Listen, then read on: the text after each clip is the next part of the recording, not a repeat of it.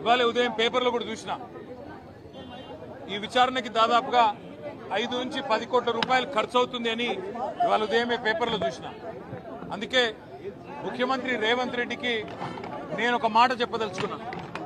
రేవంత్ రెడ్డి గారు, మీరు మీ కక్ష సాధింపు చర్యల్లో భాగంగా మీ మీద ఏసీబీ కేసు ఉన్నది కాబట్టి నా మీద ఏసీబీ కేసు బనాయించినావు, నీ మీద ఈడీ కేసు అయింది కాబట్టి నా మీద ఈడీ కేసు పెట్టినావు. ఏం ఇబ్బంది లేదు, నువ్వంటే దొరికినోనివి, నేనంటే నిజాయితీ పరుణ్ణి, ధైర్యం ఉన్నాను కాబట్టి ఎదుర్కొంటా.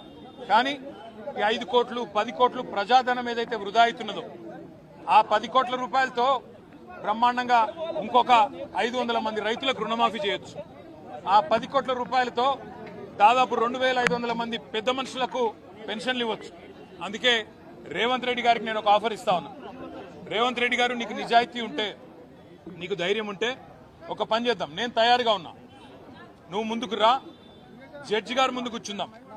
ఏసీబీ జడ్జి అయినా, హైకోర్టు న్యాయమూర్తి గారైనా, లేదా మీకు ఇష్టమైన న్యాయమూర్తి ఎవరి ముందైనా కూర్చుందాం. మీ మీద ఏసీబీ కేసు ఉంది, నా మీద ఏసీబీ కేసు ఉంది. నీ మీద ఈడీ ఛార్జ్ షీట్ చేసింది, నా మీద ఈడీ విచారణ జరుగుతున్నది. మీరు మొత్తం ఈ టీవీలు అన్నీ ఉన్నాయి కదా, మొత్తం మీడియా ఉంది కదా, లైవ్ టీవీ పెట్టండి. నేను రేవంత్ రెడ్డి గారు ఇద్దరం కూర్చుంటాం న్యాయమూర్తి ముంగట. మీరు ఏ ప్రశ్నను అడగండి కేసుకు సంబంధించి, ఆయన కేసు నా కేసు. ఇద్దరికి లై డిటెక్టర్ పరీక్ష పెట్టండి, ఇద్దరికి కూడా లై డిటెక్టర్ పరీక్ష పెట్టండి.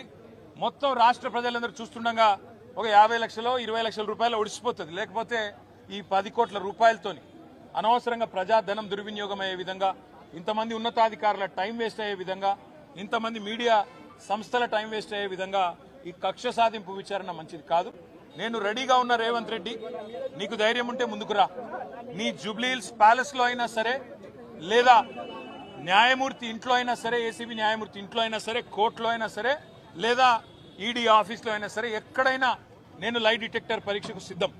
నువ్వు కూడా రా, ఇద్దరం కూర్చుందాం. దొంగెవరో, ఎవరేందో, ఎవరి నిజాయితీ ఏందో రాష్ట్రం మొత్తం చూస్తుంది. నీకు ధైర్యం ఉంటే వెంటనే నిర్ణయం తీసుకో.